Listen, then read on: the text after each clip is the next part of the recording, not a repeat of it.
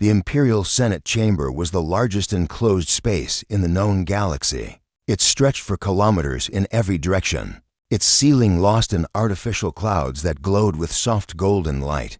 Thousands of representatives from countless species filled the floating platforms that rose in concentric circles round the central speaking floor. This was where the fate of civilizations was decided.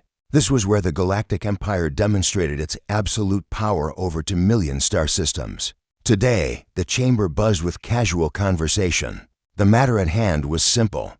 The Empire planned to construct a new hyperspace corridor to connect the wealthy core worlds with the resource-rich outer territories. The route would pass through a small region of space claimed by a minor species called humans. This was not a debate. This was merely an announcement. The humans had been informed of the construction plans as a courtesy, nothing more. High Chancellor Morveth stood at the central podium. He was a Selvani, tall and thin with pale blue skin, and for arms that moved in constant graceful patterns. As he spoke, he had served the Empire for 300 years and had never once seen his authority questioned. The construction will begin in 60 standard days, he announced to the chamber. The corridor will reduce travel time between the core and the outer rim by 40%. This represents the largest infrastructure project into centuries. All affected territories have been notified. He was about to move to the next agenda item when a small platform floated forward from the observer section. On it stood a single human woman. She was not tall by any standard. Her dark hair was pulled back in a simple style. She wore a plain gray suit that seemed almost insulting in its lack of decoration, compared to the elaborate robes worn by other diplomats. The chair recognized as the human observer, Morveth said with obvious disinterest. Ambassador Vasquez, you have a comment? Elena Vasquez stood perfectly still as her platform reached the speaking position. She looked around the vast chamber, meeting the eyes of species that had ruled stars while her ancestors were still learning to make fire. She showed no sign of fear or nervousness. When she spoke, her voice carried clearly through the chamber's perfect acoustics.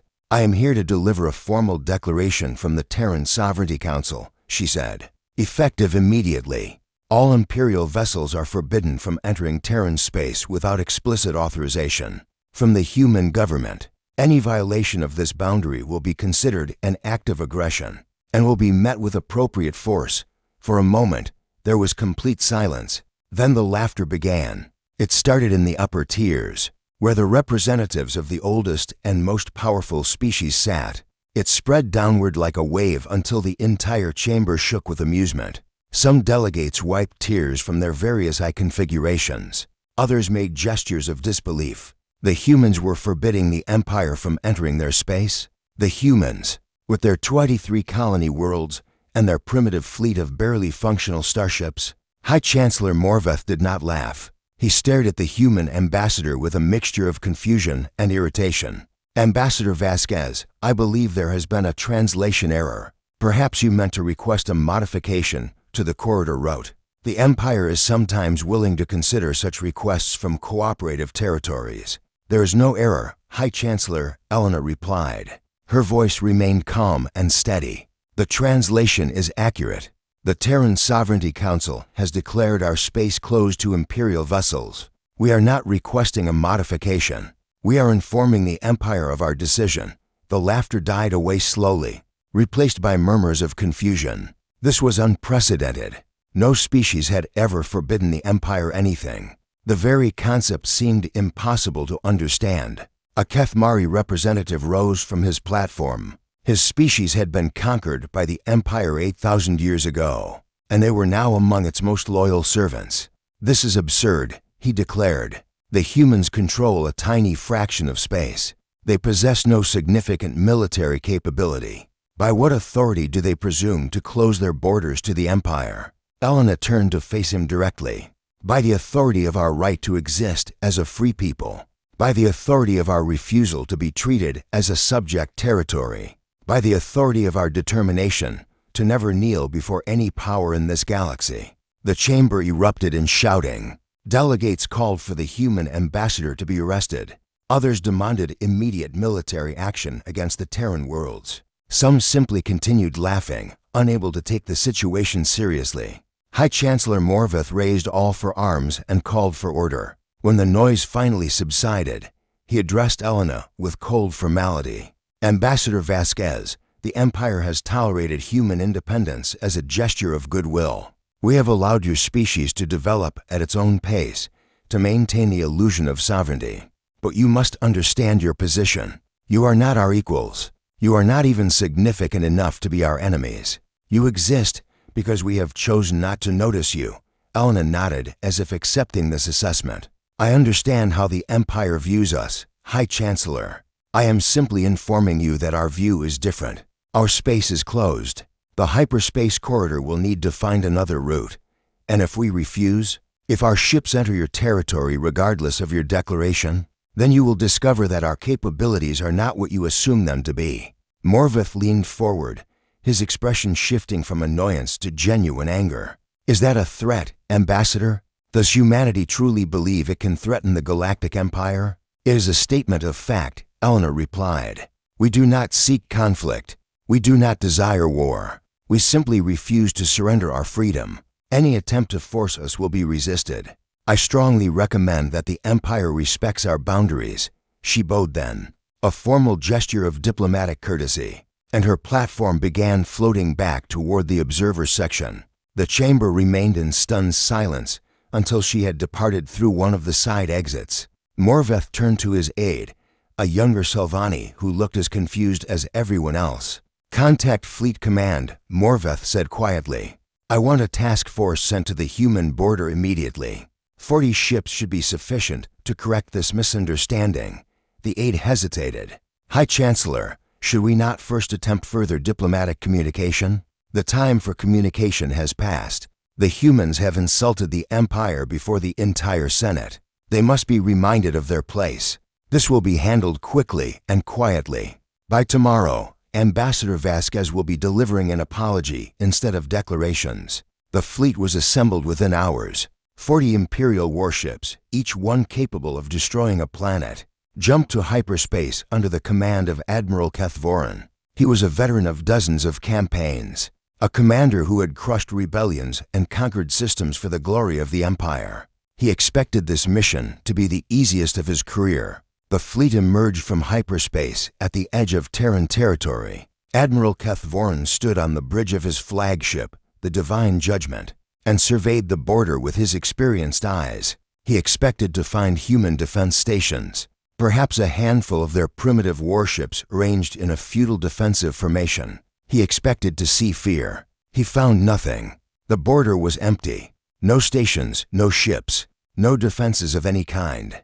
Just the infinite darkness of space, marked only by distant stars. Scan the area, Kethvorin ordered. The humans must be hiding their forces somehow. His sensor officers worked their instruments for several minutes before reporting back. Admiral, there are no human vessels within scanning range. No artificial structures. No energy signatures. The border is completely undefended. Kethvorin felt a moment of confusion before anger took over. The humans had not even bothered to try defending their territory. They had made their bold declaration and then done nothing to back it up. This was not defiance. This was insanity. They mock us, he said to his officers. They believe we will not actually enter their space. They think this is a game. Then his communications officer spoke up. Admiral, we are receiving a transmission. It appears to be automated, broadcasting on all standard frequencies. Put it through. The message played through the bridge speakers. It was a simple recording, a human voice speaking calmly in the Empire's primary language. It repeated the same words over and over. Attention! You are approaching Terran sovereign space. Entry by Imperial vessels is not authorized. Please reverse course immediately. Failure to comply will be considered an act of aggression. This message repeats.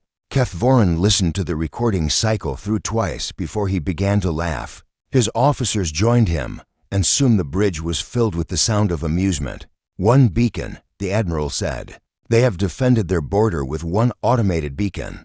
Truly, the humans have exceeded all expectations of foolishness. He raised his hand and pointed forward, toward the invisible line that marked the edge of Terran space. All ships, advance. Standard formation. We will proceed directly to the human homeworld. Let us teach these creatures the price of insulting the Empire." The 40 warships moved forward as one, their engines burning bright against the darkness. They crossed the border without pause, ignoring the beacon that continued its warning behind them. Admiral Kethvorin watched the stars ahead and felt nothing but certainty. This would be a quick Imperial fleet emerged from its final hyperspace jump. At the edge of the Sol system, Admiral Kethvorin stood on the bridge of the Divine Judgment and looked upon humanity's homeworld.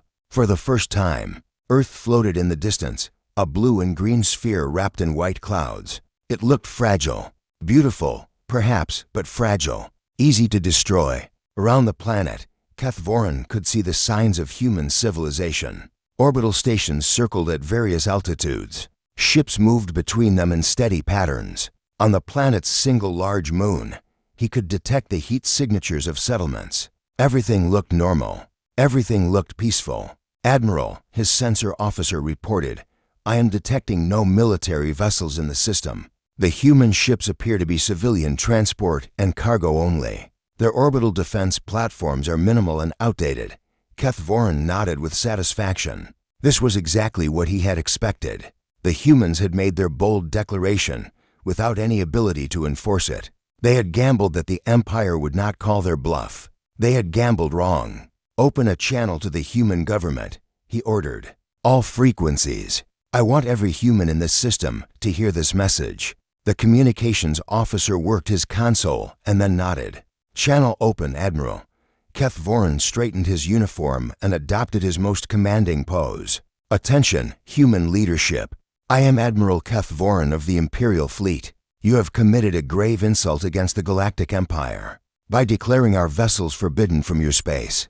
This was a foolish mistake. I am here to correct it." He paused to let the weight of his words settle. "You will immediately renounce your declaration and issue a formal apology to the Imperial Senate.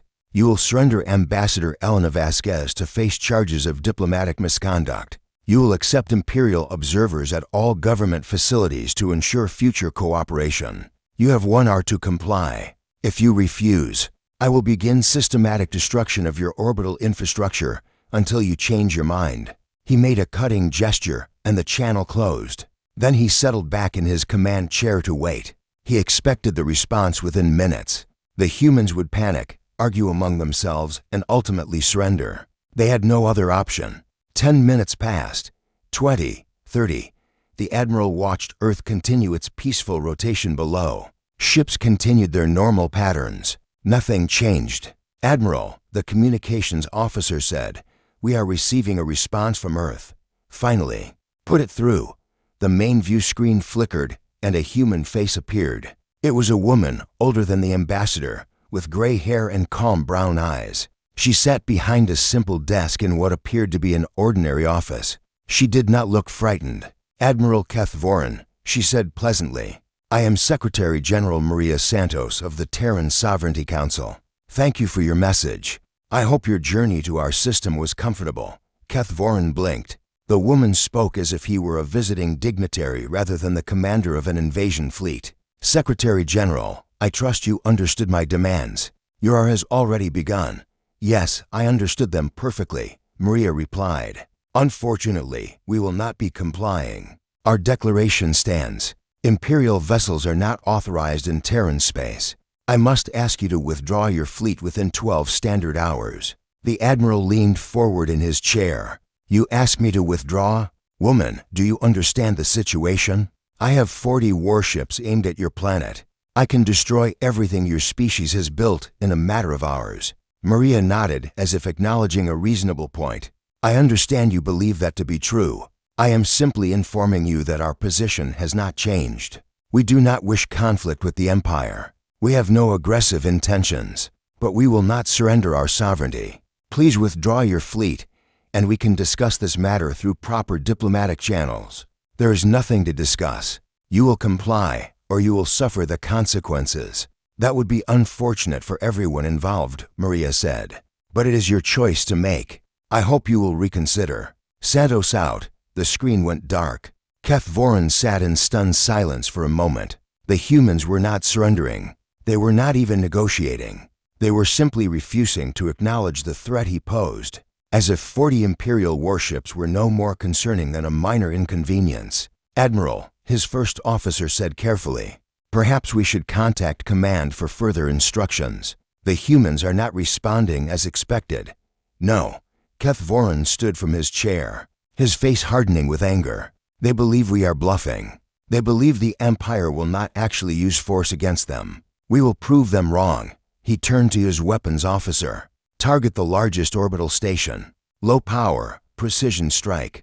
We will destroy it and give them a demonstration of our capabilities. Then they will surrender." The weapons officer nodded and bent over his console. His fingers moved across the controls, selecting targets and charging weapons. Then he stopped. He pressed more buttons. His expression shifted from concentration to confusion to alarm. "Admiral, there is a problem." "What problem?" "The targeting systems are not responding. I cannot lock onto any targets." Keth Voren walked to the weapons console and looked at the displays. They showed nothing but error messages and blank screens. "Explain this malfunction." "I cannot explain it, Admiral. The systems were functioning perfectly a moment ago. Now they are simply inactive." Before Keth Voren could respond, another officer spoke up. "Admiral, navigation systems are going offline. I am losing helm control." Then another. "Communications are failing. I cannot reach the other ships in the fleet." Then another. "Sensors are down. We are blind." One by one, every system on the bridge began to fail. Displays went dark. Controls stopped responding. The lights flickered and dimmed. Within minutes, the divine judgment was reduced to a drifting hulk, its engines silent, its weapons cold. Admiral Keth Voren stood in the middle of his dying bridge and felt something he had not experienced. In decades of military service, fear. "What is happening?" he demanded. "What are they doing to us?" No one could answer. No one could explain how the humans, with their primitive technology, could disable an Imperial warship without firing a single shot. It should have been impossible. It was impossible, and yet it was happening. Through the bridge windows, Keth Voren could see the other ships in his fleet. Their running lights were going dark one by one. Engines that had been burning bright were flickering and dying. 40 Imperial warships, the pride of the fleet, reduced to helpless debris in a matter of minutes. And through it all, Earth continued its peaceful rotation below. Its ships continued their normal patterns. Its people continued their ordinary lives, as if nothing unusual was happening at all. The emergency lighting came on, casting the bridge in a dim red glow.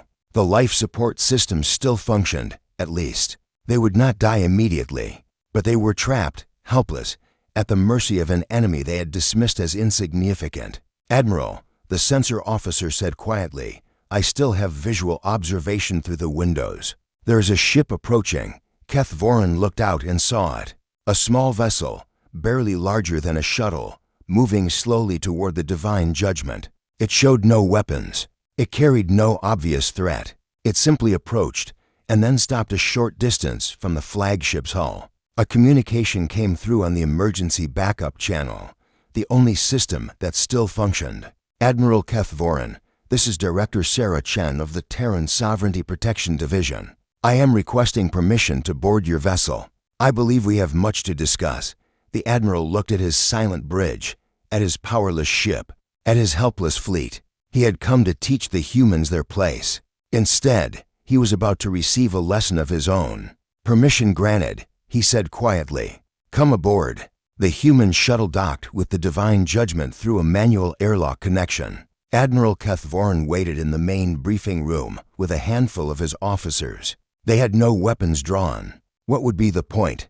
Their ship was dead. Their fleet was dead. If the humans wanted them destroyed, there was nothing they could do to prevent it. The door opened, and 3 humans entered. 2 were clearly security officers, fit and alert but carrying no visible weapons. The third was a woman of middle age with short black hair and an expression of calm professionalism. She wore a simple uniform with no insignia or rank markers. "Admiral Keth Voren," she said, extending her hand in what he recognized as a human greeting gesture. "I am Director Sarah Chen.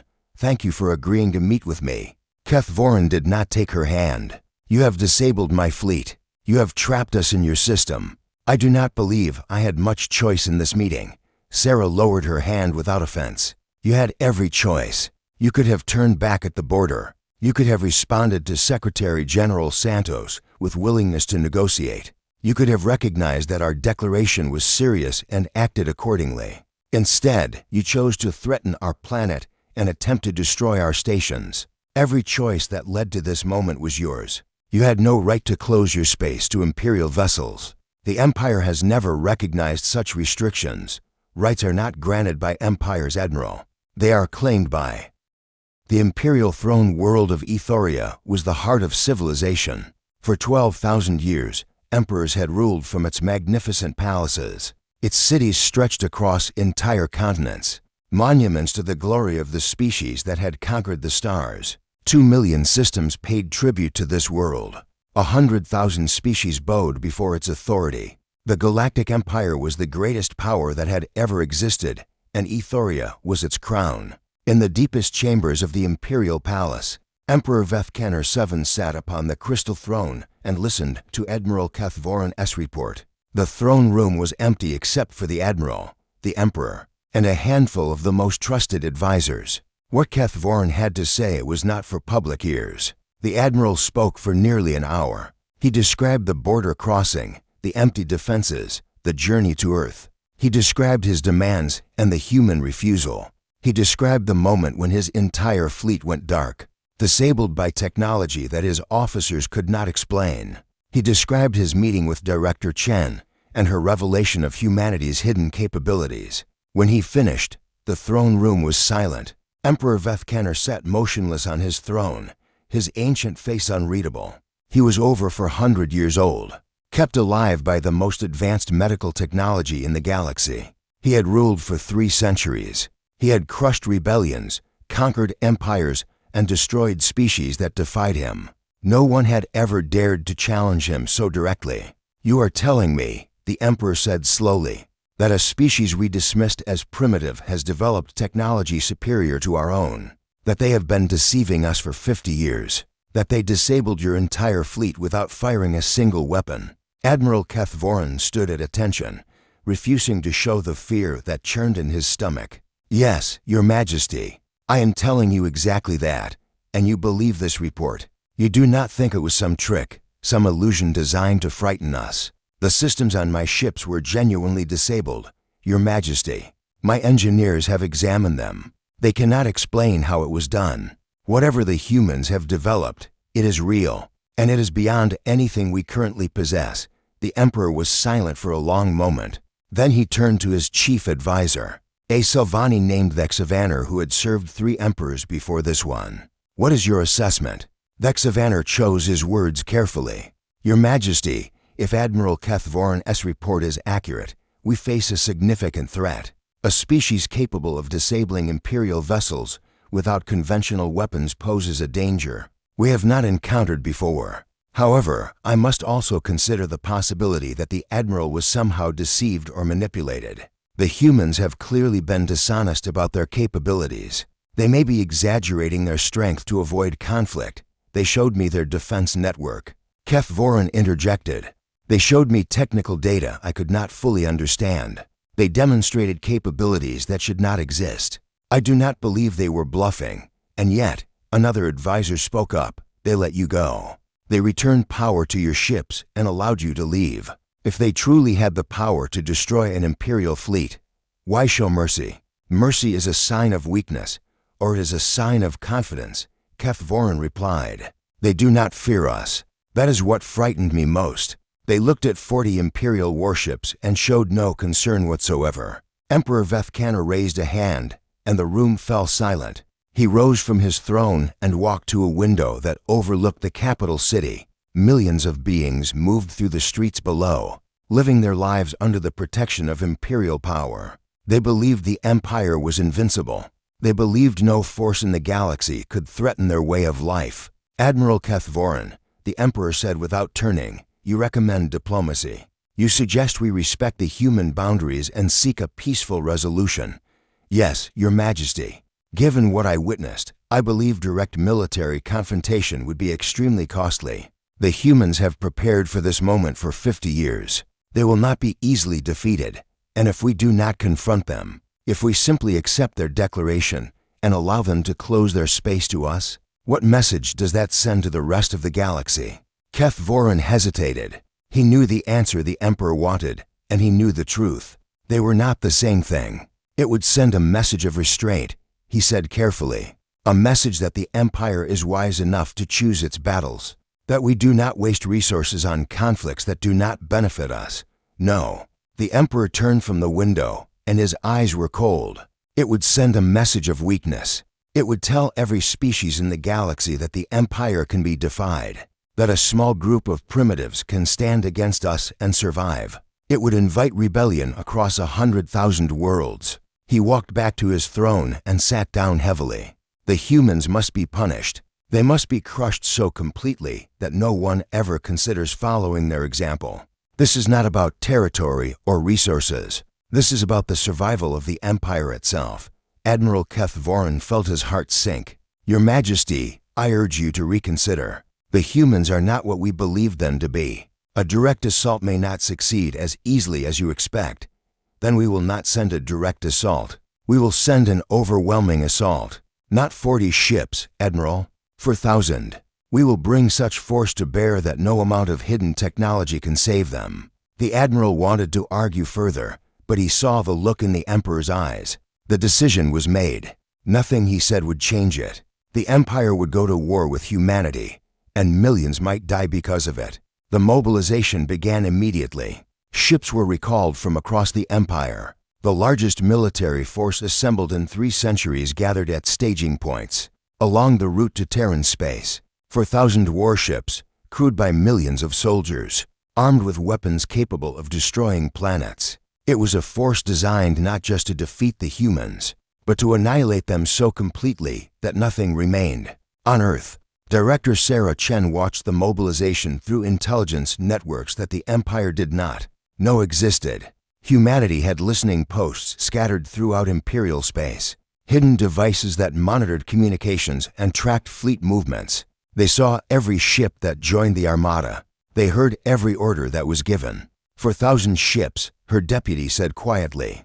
It is the largest fleet ever assembled against a single target. Even with our capabilities, the numbers are concerning. Sarah nodded. She had hoped the Admiral's report would give the Emperor pause, would create an opportunity for negotiation. Instead, it had provoked exactly the response she feared. The Empire was coming not to conquer, but to destroy. We have 2 options, she said. We can demonstrate our full capabilities now, destroy the fleet before it reaches us, and hope the Empire decides that further attacks are not worth the cost. Or we can attempt one more diplomatic approach. What kind of approach? The Emperor has already decided on war. The Emperor has decided. But the fleet commanders have not. The soldiers have not. Most of them are following orders because they believe victory is certain. If we can show them what they actually face, some of them may reconsider. She made her decision and began issuing orders. Humanity would try peace one more time, but they would do it in a way that even the most stubborn Imperial commander could not ignore. The Imperial Armada gathered at its final staging point, a Star System 3 jumps from Terran space. Admiral Keth Voran had been assigned to the fleet despite his warnings, given command of one of the battle groups as a sign that the Emperor still valued his experience. He did not feel honored. He felt like a man being sent to his execution. The invasion was scheduled to begin in 12 hours. Final preparations were underway across all 4,000 ships. Then, without warning, every vessel in the fleet received a direct transmission. It bypassed all security protocols, all encryption, all communication filters. It appeared on every screen, played through every speaker, reached every crew member simultaneously. The transmission was a simple message from Earth. It contained no threats, no demands, no insults. It contained only coordinates to an uninhabited star system and an invitation. To all members of the Imperial fleet, we are providing you with the location of a demonstration. Please send observers to witness what awaits you if you proceed with your attack. We would prefer peace. We are prepared for war. The choice is yours.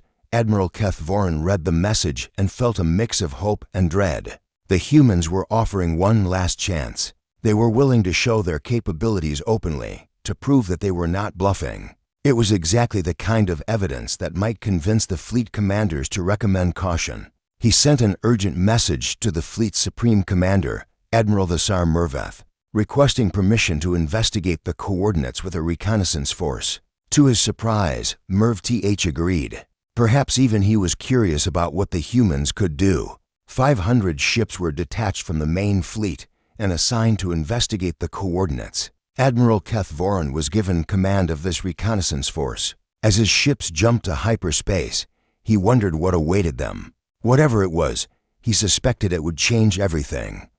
The coordinates led to a star system with no habitable planets, a single yellow star orbited by gas giants and asteroid fields. There was no sign of human presence, no ships, no stations, nothing except the cold emptiness of space recording of the gas giant's destruction. Played on the view screen in Emperor Vethkaner's private chambers. He watched it 3 times without speaking. The tiny human shuttle positioning itself near the planet, the invisible weapon firing, the impossible compression of a world thousands of times larger than Earth, the final detonation that erased an entire celestial body from existence. His advisors stood in uncomfortable silence, waiting for the Emperor to react. They had all seen the recording. They all understood what it meant. The humans were not bluffing. Their hidden technology was real, and it was devastating beyond imagination. Admiral Merveth, Supreme Commander of the Invasion Fleet, had sent the recording along with Admiral Keth Voran's recommendation. He had added his own assessment, carefully worded to avoid directly contradicting the Emperor's decision, but clearly suggesting that caution was advisable. The invasion fleet remained at the staging point, waiting for new orders. Emperor Vethkaner finally turned from the view screen and looked at his advisors. His ancient face was impossible to read. After 3 centuries of rule, he had learned to hide his emotions completely. Opinions, he said simply. Vexavaner, the chief advisor, spoke first. Your Majesty, the evidence is clear. The humans possess weapons technology beyond our current capabilities. A direct assault on their territory would likely result in catastrophic losses. I recommend we pursue diplomatic options. Diplomatic options. The Emperor's voice was flat. You mean surrender, not surrender, Your Majesty. Negotiation. Recognition of their boundaries in exchange for peaceful relations. It would not diminish the Empire's power elsewhere. We would simply acknowledge that one small region of space is not worth the cost of conquest. Another advisor, a military commander named Vextoril, stepped forward. Your Majesty, I disagree. What we witnessed was a demonstration, not a battle. The humans showed us one weapon, used against a stationary planet. We do not know if that weapon can be used against ships in combat. We do not know how many of these devices they possess. We do not know their limitations. A full assault with 4,000 ships might overwhelm their defenses before they can respond effectively. And if it does not, Vexavaner asked, if the humans turn that weapon against our fleet, we could lose everything in a single moment. The Emperor's own flagship could be destroyed before we even reach Terran space. The Emperor will not be aboard any ship that enters Terran space, Vextoril replied. We would send the fleet, assess the results, and adjust our strategy accordingly. Adjust our strategy after losing 4,000 ships, after sacrificing millions of soldiers? How do you suggest we explain that to the populations of 100,000 worlds? The argument continued for several minutes, advisors speaking over each other, opinions clashing without resolution. Emperor Vethkaner let them talk. He was not listening to their words. He was thinking about something far more important. He was thinking about fear. For 12,000 years, the Empire had ruled through fear. Species joined because they feared conquest. They remained loyal because they feared punishment. They paid tribute because they feared destruction. Every relationship in the Empire was built on the foundation of fear, and that foundation had held firm for millennia. But now, for the first time, the Emperor felt that foundation cracking. The humans had shown no fear. They had faced an imperial fleet and responded with calm refusal. They had been threatened with destruction and answered with peaceful restraint. They had been given every opportunity to submit, and they had simply said no. If word spread that a small species had defied the Empire and survived, what would happen to the fear that held everything together? What would the conquered peoples think? What would the subjugated worlds believe? The Empire had survived for 12,000 years because no one believed resistance was possible. The humans were proving that belief wrong. Enough, the Emperor said, and the room fell silent. He stood from his chair and walked to the window. Outside, the lights of the capital city stretched to the horizon. Billions of beings lived in that city, all of them protected by imperial power. They slept peacefully because they believed nothing could threaten them. They worked and raised families and built their lives because they trusted the Empire to keep them safe. What would happen to that trust if the Empire was defeated by a species it had dismissed as primitive? "We will proceed with the attack," the Emperor said quietly. Vexavaner stepped forward in alarm. "Your Majesty, please reconsider. The risk is too great. If we lose this fleet, we will have weakened ourselves against every other potential enemy in the galaxy. If we retreat from this confrontation, we will have weakened ourselves far more severely. The humans have challenged our authority. They have shown that defiance is possible. They must be destroyed, not because they threaten us militarily, but because they threaten the idea that we cannot be challenged.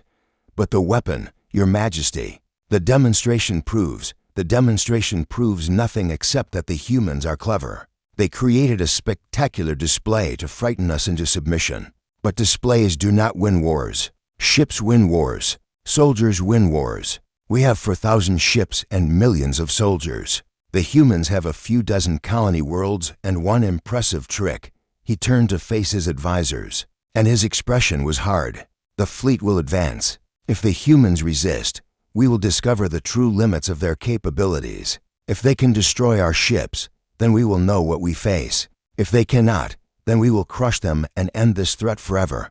And if we are wrong," Vexavaner asked quietly, "if the humans destroy the fleet, then we will build another fleet, and another, and another. The Empire has resources that a handful of worlds cannot match. We can afford losses they cannot. Eventually, we will overwhelm them through simple mathematics.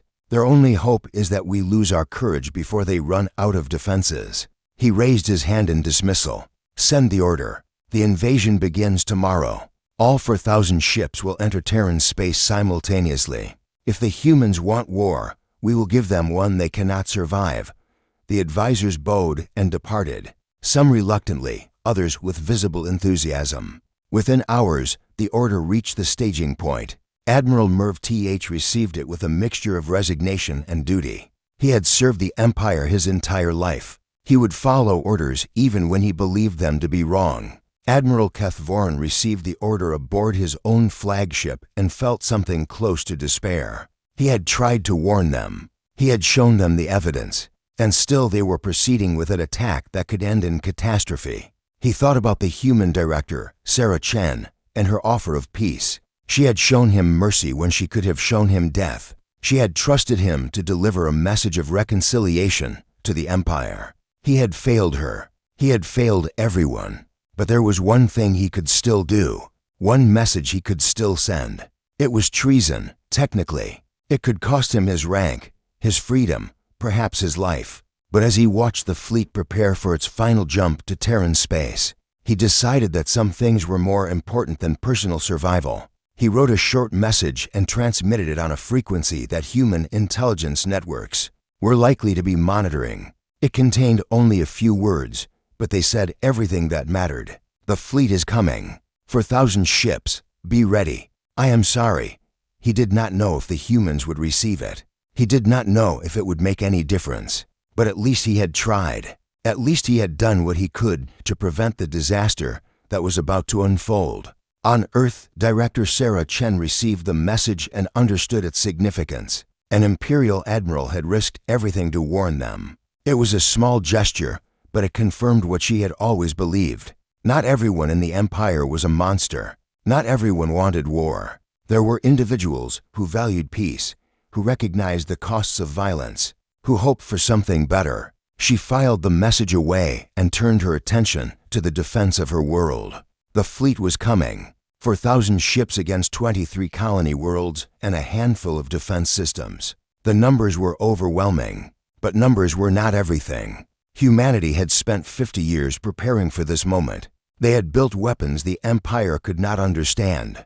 They had developed defenses the Empire could not penetrate. They had studied their enemy carefully and planned for every possible scenario. The humans were ready. "Begin final defense preparations," Sarah ordered. "Activate all hidden stations. Bring all weapon systems to full power. And send a message to Secretary General Santos. Tell her that the time for diplomacy has passed. Now we must defend ourselves." The message was sent. The defenses were activated. Throughout Terran space, systems that the Empire did not know existed came alive. Weapons charged. Shields rose. Sensors scanned the darkness for the approaching threat. Humanity stood at the edge of war, facing an enemy that had conquered the galaxy. They were outnumbered, outgunned, and fighting against an empire that had destroyed countless species before them. But they were not afraid. The humans had made their choice.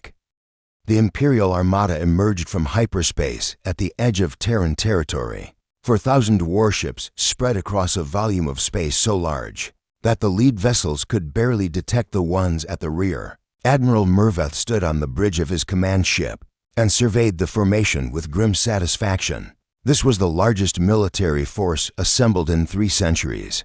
Whatever the humans had prepared, they could not possibly stand against such power. But the Admiral was not a fool. He had seen the recording of the gas giant's destruction.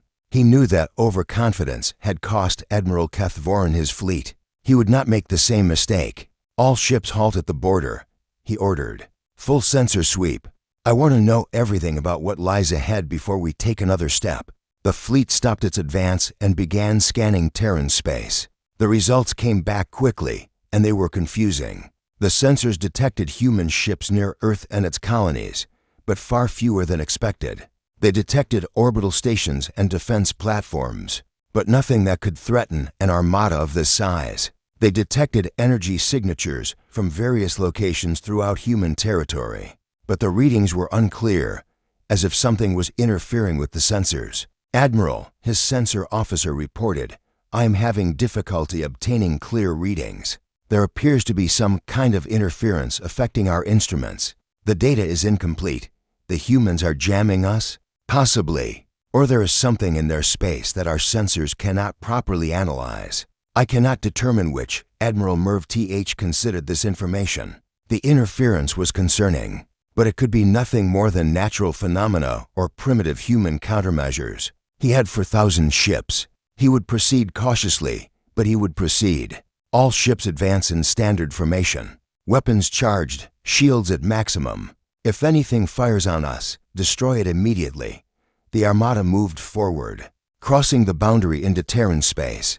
The warning beacon that had greeted Admiral Kethvorin played its message again, but the fleet ignored it completely. This time, there would be no turning back. They traveled for 3 hours through human territory without incident. No attacks, no challenges. The colonies they passed showed no sign of evacuation or military preparation. People went about their business as if an invasion fleet was not flying past their homes. Admiral Merv TH found this deeply unsettling. The humans should be panicking. They should be fleeing or fighting or surrendering. Instead, they seemed almost indifferent to the approaching doom. Either they were incredibly stupid, or they knew something he did not. Contact from the human government, his communications officer announced. "Secretary General Santos is requesting to speak with you. Put her through."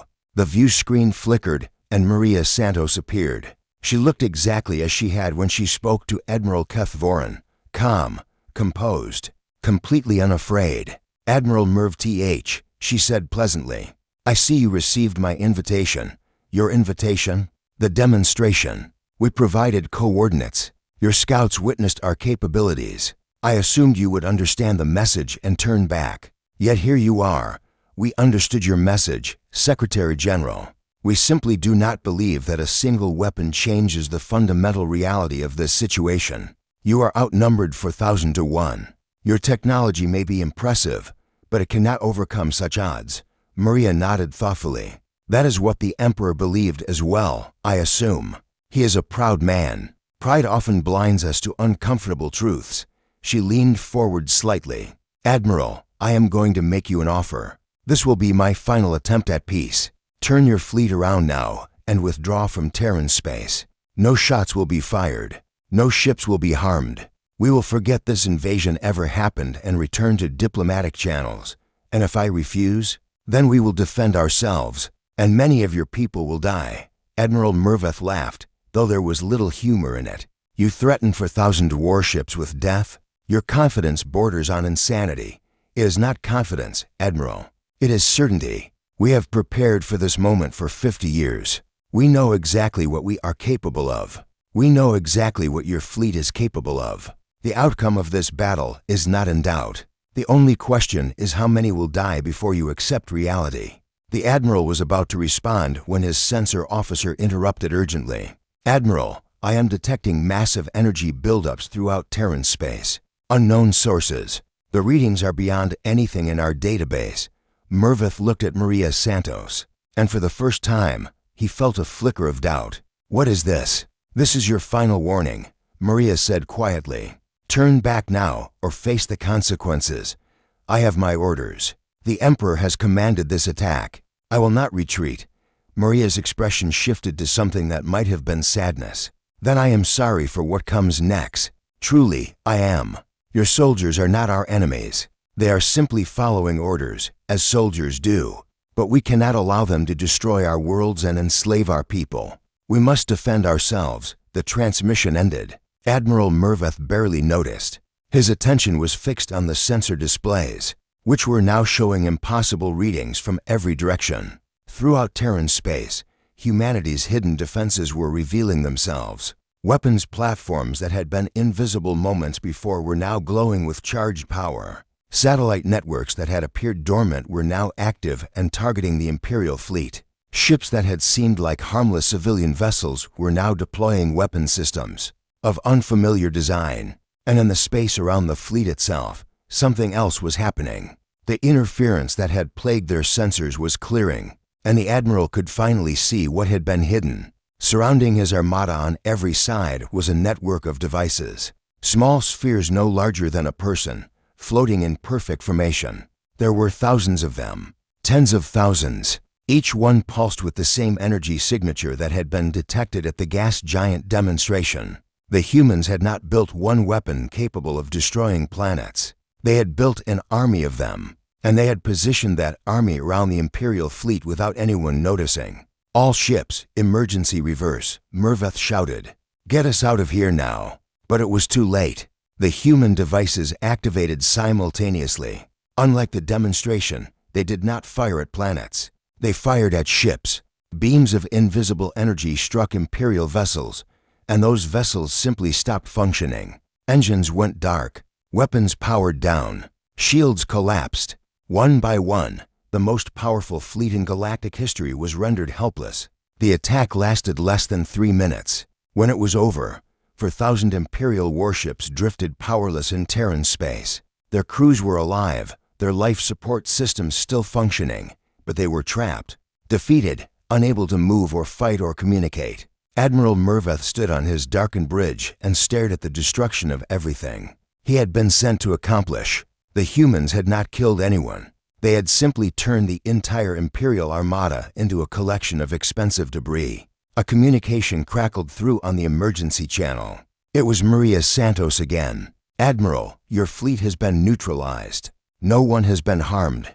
We will restore power to your ships one at a time and escort them out of Terran space. You may return to the Empire with a message for your Emperor." Merveth's voice was hollow when he responded. "What message?" "Tell him that humanity does not seek war. Tell him that we have no designs on Imperial territory. Tell him that we wish only to live in peace, as a free people, making our own choices. But also tell him this: if the Empire attacks us again, we will not show mercy a second time.